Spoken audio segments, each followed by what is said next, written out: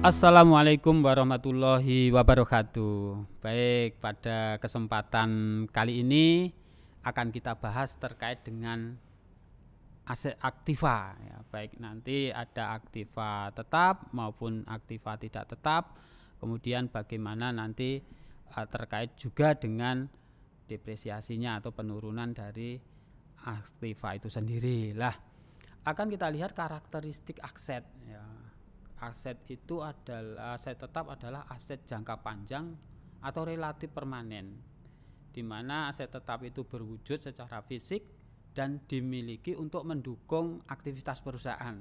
Nah, jadi ketika perusahaan itu membeli aset tetap, maka dimiliki untuk digunakan ya, bukan dijual nantinya. Selama apa periode aset itu memberikan nilai manfaat. Nah, terkait dengan aset di sini yang perlu Anda ketahui adalah harga perolehan aset. Nah, apa toh yang dikatakan dengan harga perolehan? Nah, harga perolehan itu semua biaya yang dikeluarkan untuk membeli aset sehingga aset itu siap digunakan. Ya, siap digunakan untuk apa? Operasional perusahaan, mendukung aktivitas perusahaan.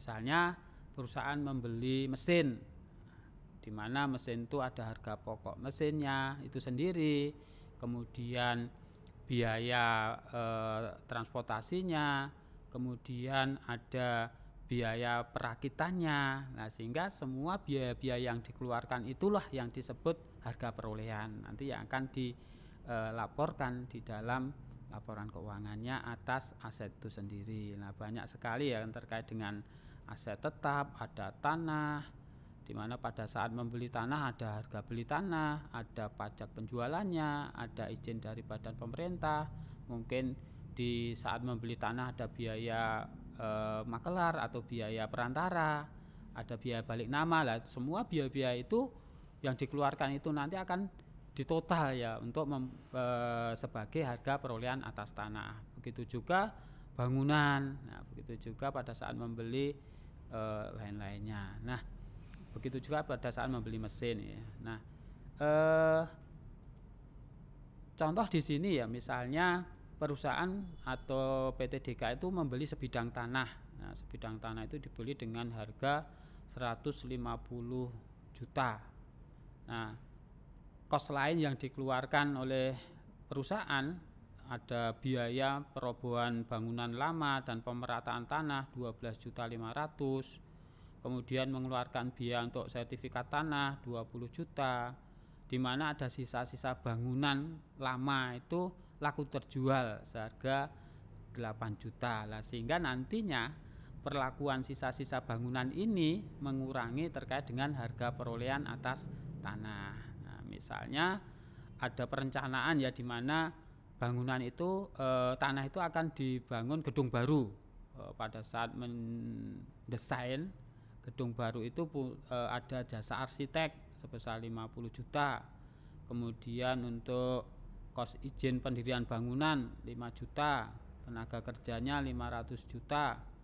Kemudian di bangunan itu ada sarana parkir, jalan, penerangan, serta air itu 20 juta, 30 juta, dan 15 juta misalnya. Dari data ini bagaimana perolehan atas aset itu gitu kan. Nah, sehingga dari data tadi bisa dihitung ya berapa kos tanah. Oh, harga beli tanah 150 juta, pembersihan perataan bangunan 12.500.000, sertifikat atas tanah 20 juta, sistem pengeringan air 15 juta. Kemudian nah, sisa bangunan ini akan mengurangi kos atas tanah tadi, sehingga total perolehan atas tanah itu 189.500.000.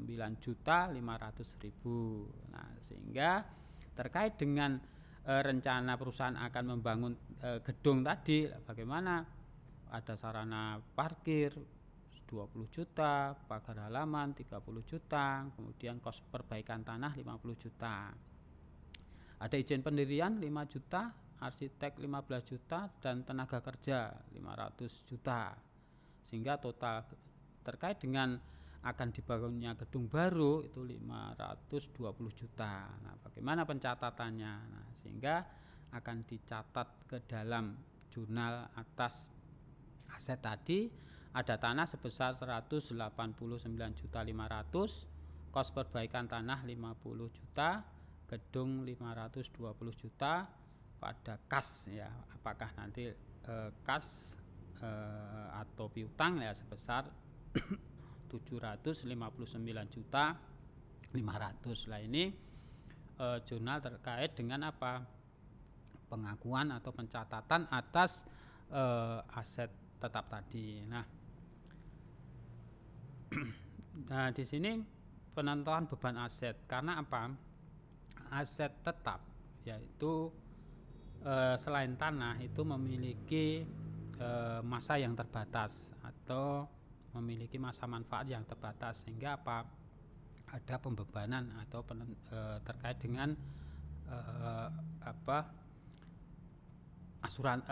akumulasi ya, akumulasi depresiasinya. Nah, bagaimana nanti akan menentukan terkait akumulasi depresiasi itulah akan diakuinya sebagai beban penyusutan. Karena apa? Semua aset kecuali tanah itu akan kehilangan kapasitas produktifnya atau memberikan jasa, sehingga pada saat mengalami kehilangan itu akan diakui sebagai penyusutan. Nah, sehingga akan secara fisik ya penyusutan itu terjadi akibat apa?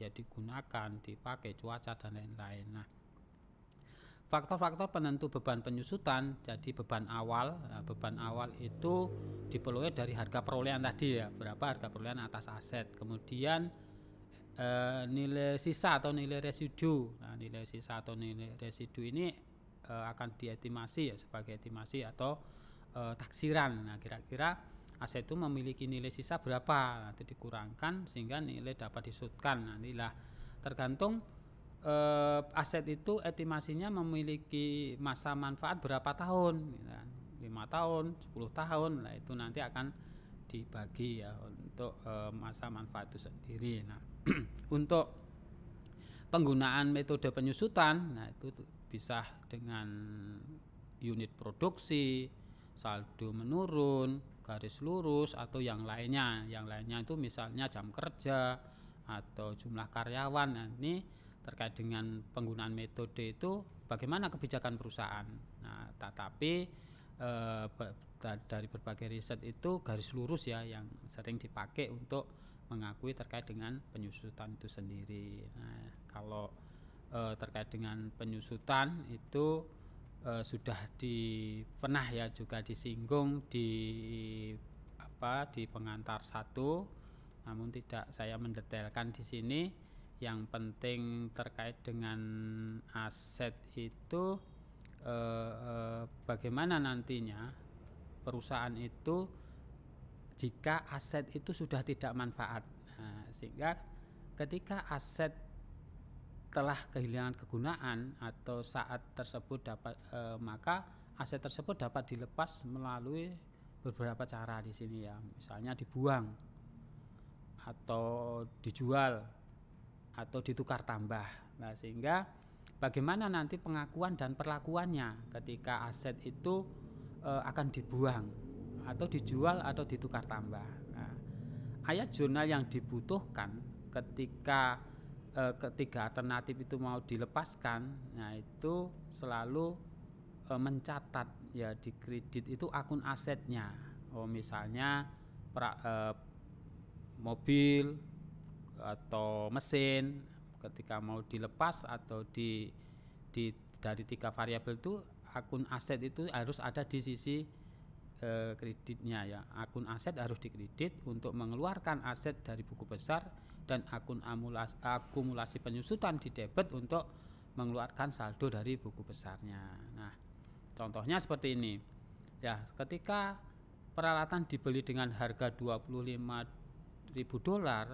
telah sepenuhnya disusutkan pada tanggal 14 Februari, peralatan tersebut dibuang, maka akan dibuat jurnal akumulasi penyusutan atau pada peralatan ya sebesar nilai yang dilepaskan tadi.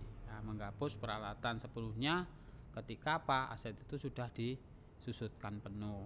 Nah, ini ada beberapa contoh ya, nanti akan lebih rinci lagi kita bahas di pertemuan offline. Nah, bagaimana ketika aset itu akan dijual? Nah, ketika aset tetap dijual, nah si pemilik itu akan mendapat bisa impas, bisa rugi atau bisa untung. Nah, bagaimana perlakuannya? Nah, jika harga jual setara dengan nilai buku, nah, itu akan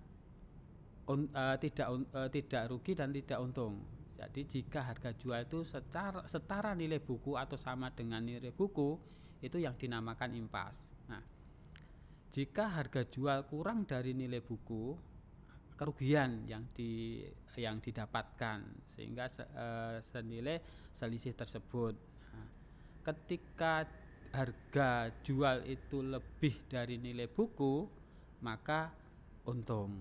Nah, selisihnya senilai selisih dari nilai jual dan nilai bukunya. Nah, nilai buku diperoleh dari mana? Ya, harga perolehan aset itu sendiri dikurangi dengan akumulasi sampai aset itu akan dilepaskan.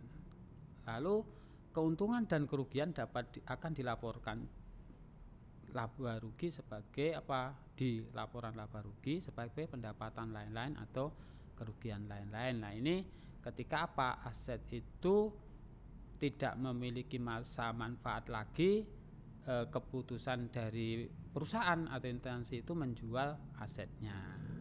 Kemudian ini contohnya seperti ini.